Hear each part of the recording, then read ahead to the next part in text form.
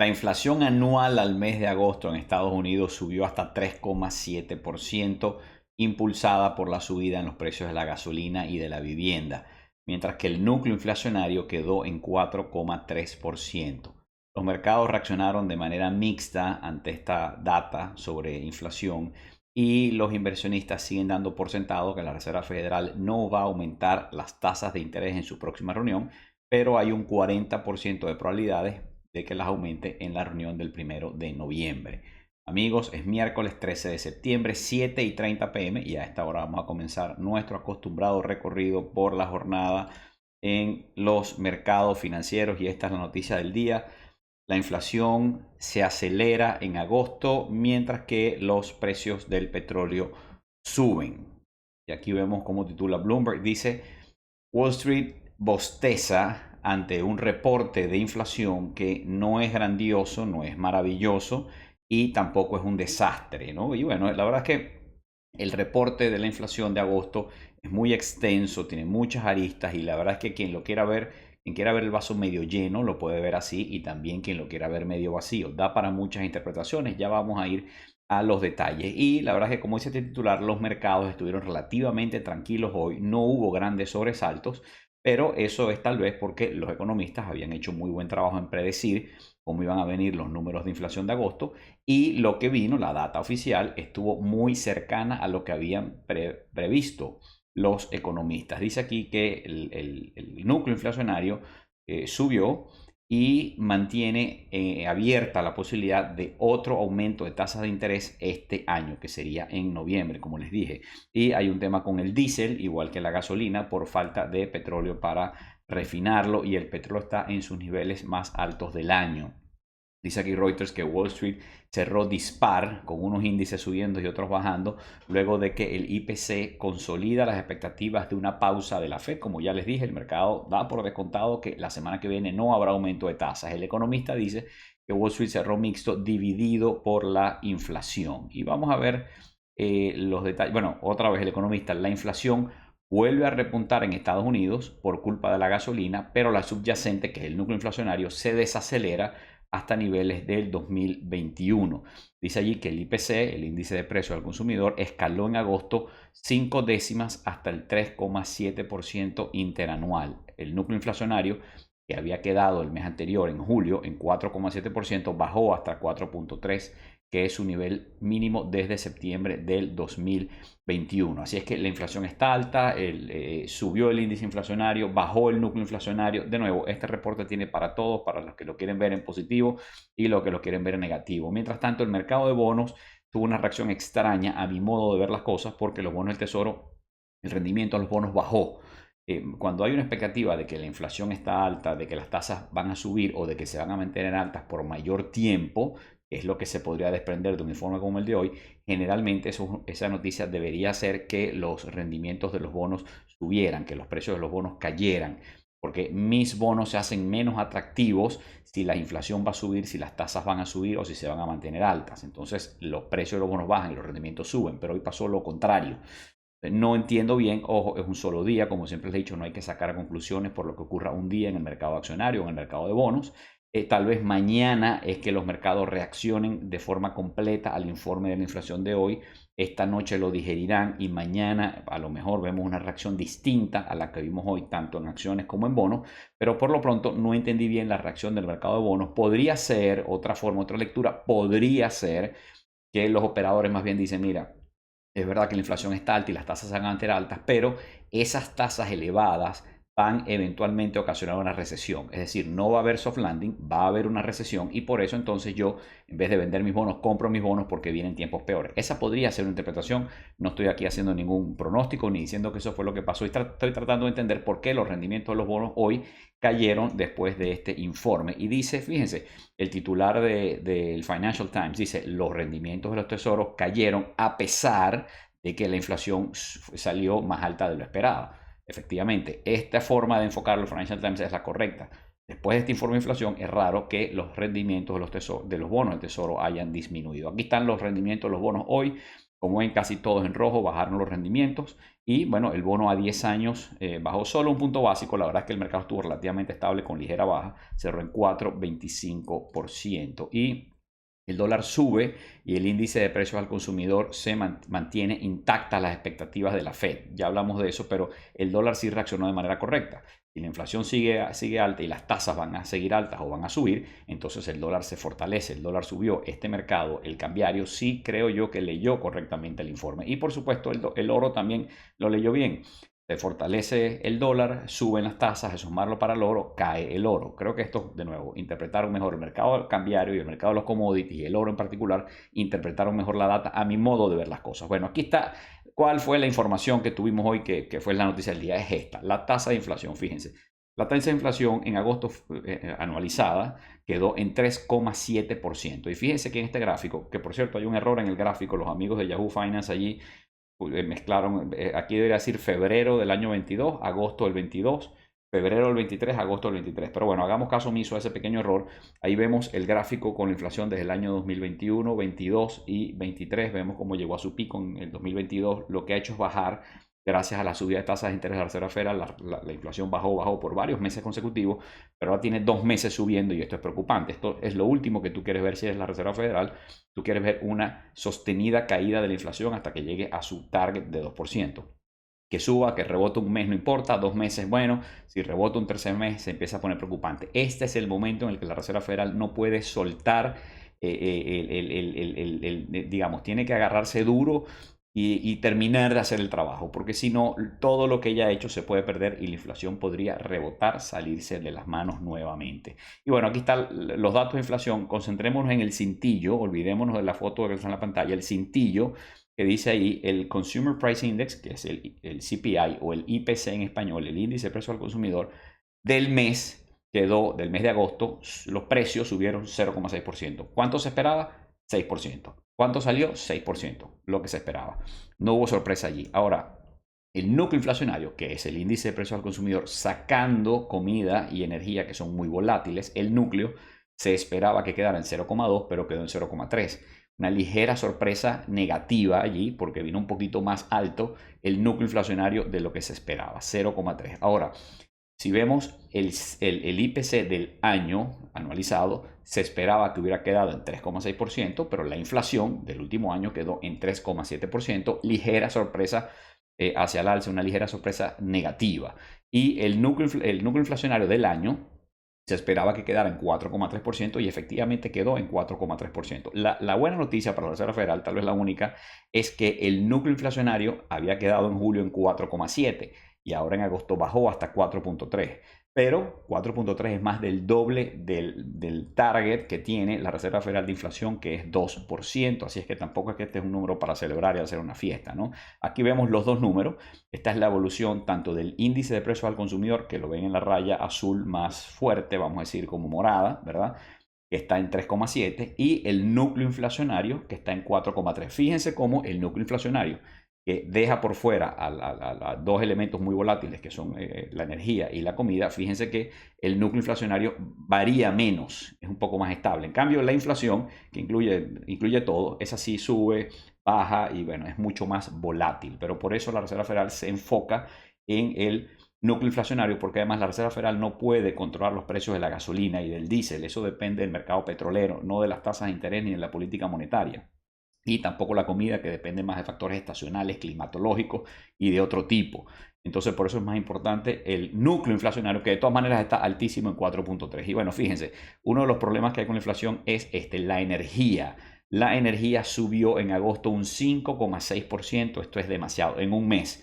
En julio había subido 0,1%. En agosto se disparó 5,6%. Ya sabemos que la energía es volátil, los precios del petróleo son volátiles y fíjense que en lo que va de año la energía ha caído un 3,6%. De hecho, la energía, como ha caído de enero para acá, en total ha caído, ha ayudado a que la inflación no sea más alta. Pero mucha de la ayuda que había dado en lo que va de año la revirtió este mes, porque este mes brincó un 5,6%. Aún así está por debajo, 3,6% por el año. Pero vamos a ver el detalle de por qué brincó 5,6% el costo de energía. Y aquí está, fíjense. Energía, 5.6%. Gasolina, gas, donde dice ahí gas. Gas es gasolina, la gasolina que le ponemos al carro. 10,6% en el mes de agosto subió el precio de la gasolina. Eso es un impacto directo en el bolsillo de los consumidores. Los consumidores gastan mucho dinero en gasolina porque el medio de transporte preferido de la clase media de los Estados Unidos es el carro particular, no el transporte público. Entonces, 10,6% aumentó la gasolina. Eso es un golpe duro. La electricidad subió un 0,2%, el gas natural un 0,1% y el fuel oil, que es tan importante como la gasolina, digamos, los carros usan gasolina, pero si tú tienes un tractor, un camión, un autobús, usas fuel oil, porque el fuel oil es para vehículos de trabajo que necesitan más, eso que llaman torque, ¿no?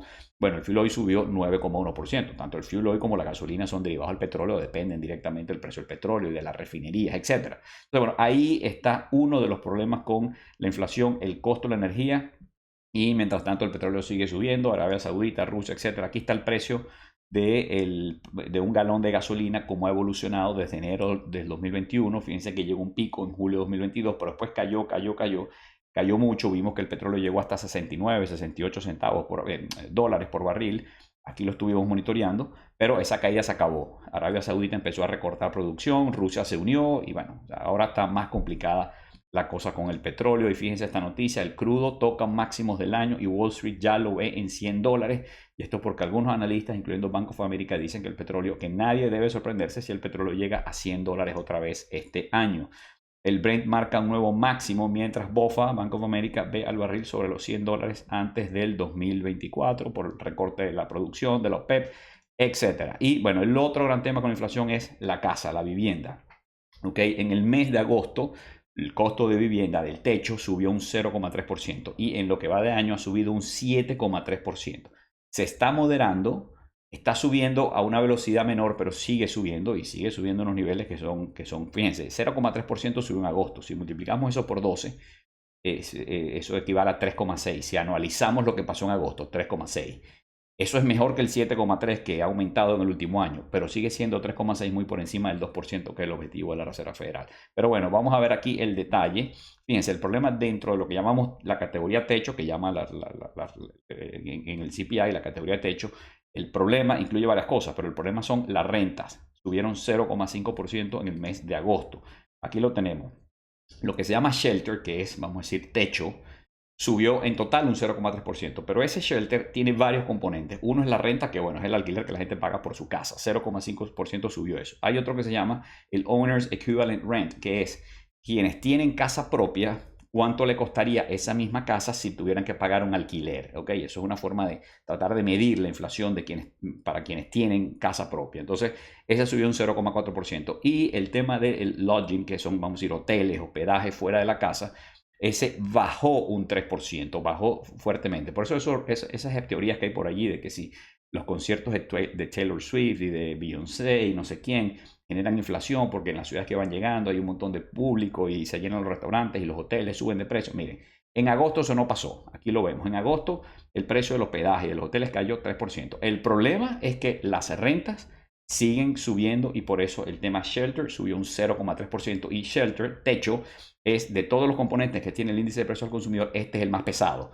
Y es normal porque en lo que la gente más gasta es en el techo, después la comida y así va bajando en orden de lo que cada cosa va demandando del presupuesto familiar. Aquí están parte del problema de la vivienda. ¿Por qué la vivienda sigue estando tan cara? ¿Por qué las subidas de tasas de interés no han hecho que caigan los precios de la vivienda? Bueno, parte de la explicación es esta. Si tú quieres tomar un crédito hipotecario para comprar una vivienda, aquí están las tasas. 7,12% un crédito a 30 años y 6,52 a 15 años. La raya, la de 7,12, ahí lo ven, es un crédito a 30 años con un fixed rate, una tasa fija. Crédito hipotecario, tasa fija, 30 años. ¿A cuánto me lo das? 7,12%.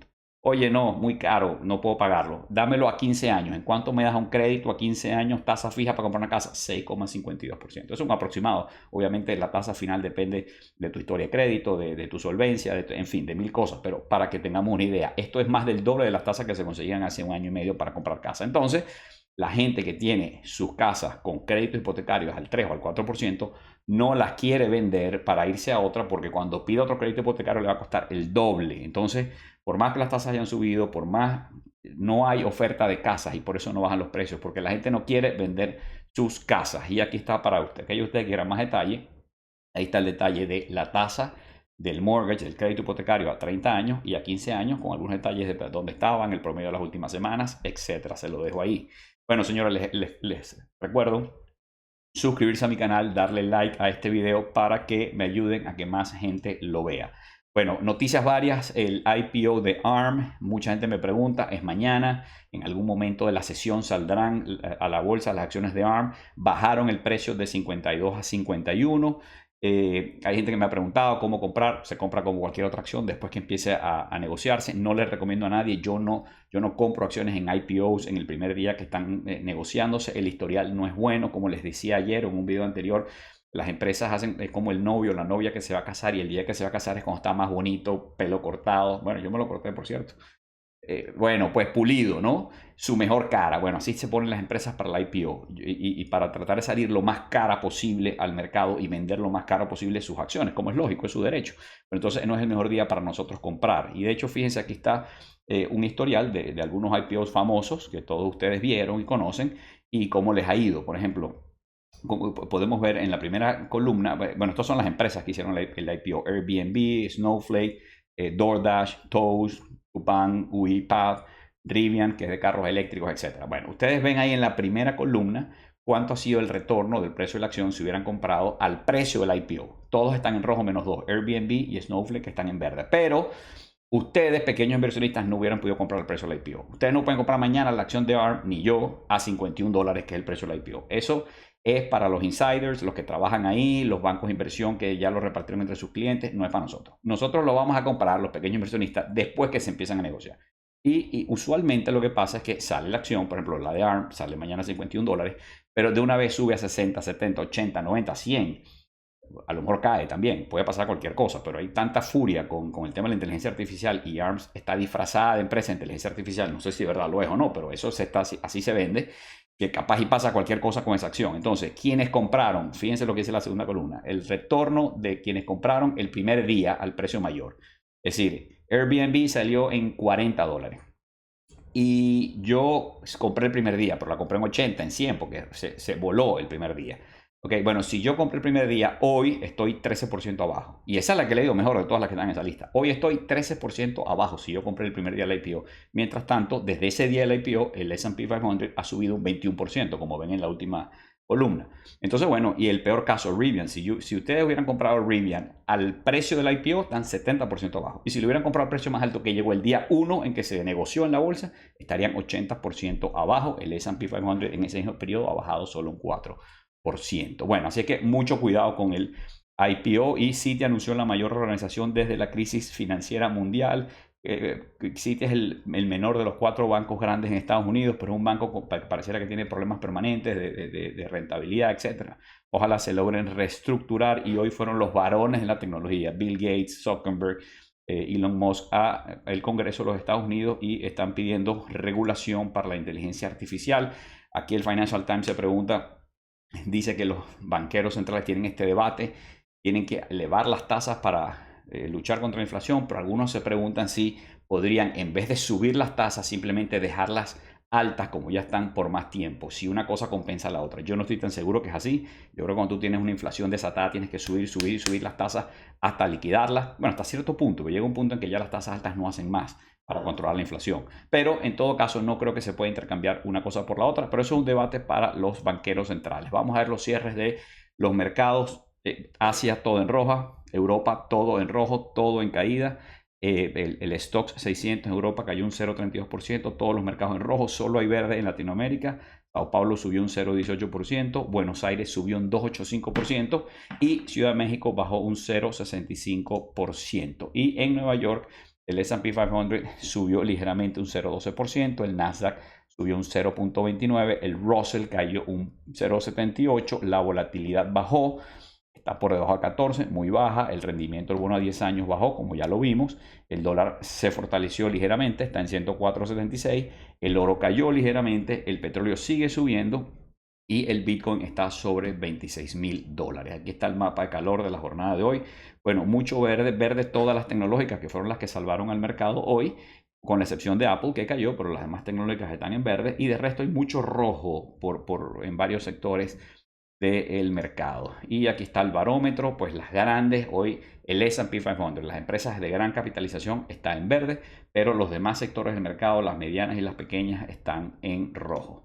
Y fíjense, la expectativa de las tasas de interés. Las noticias que vimos al principio decían, bueno, el informe de la inflación de agosto no hizo nada para alterar la previsión de que la Reserva Federal no va a aumentar las tasas en su próxima reunión. ¿Cómo están las probabilidades hoy a esta hora? Bueno, fíjense, la próxima decisión de tasas es dentro de 6 días y 18 horas, eso es el próximo 20 de septiembre. Y al día de hoy, 96% de probabilidades de que no haya aumento de tasas y solo un 4% de probabilidades de que las tasas aumenten en 25 puntos básicos. Eso es para la reunión de la semana que viene. La próxima es el 1 de noviembre y para esa reunión hay 61% de probabilidades de que las tasas se queden igual, la Reserva Federal no las aumente, pero hay un 37,5% de posibilidades de que la Reserva Federal aumente las tasas. Falta mucho todavía para el 1 de noviembre, antes de eso vamos a tener mucha más data de inflación, de empleo, de Producto Interno Bruto. Hay mucha información que falta, pero bueno, ya ustedes ven cómo se van perfilando las cosas para enero. No es descartable, no es imposible que haya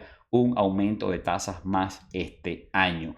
Y señores, mañana hay más información económica. A las 8:30 los jobless claims, cuánta gente perdió el trabajo y pidió subsidio de desempleo. Pero además está el índice de precios, no al consumidor, ese lo tuvimos hoy. Mañana tenemos el índice de precios al productor, los insumos que compran los productores, las empresas, para producir bienes y servicios. Así es que esa información la tenemos mañana y también la información sobre las ventas minoristas. Así que una semana con mucha información. Espero que esto haya sido útil. Espero no haberlos aturdido con tantos números y tantas cosas. Saludos a todos y nos vemos mañana si Dios quiere.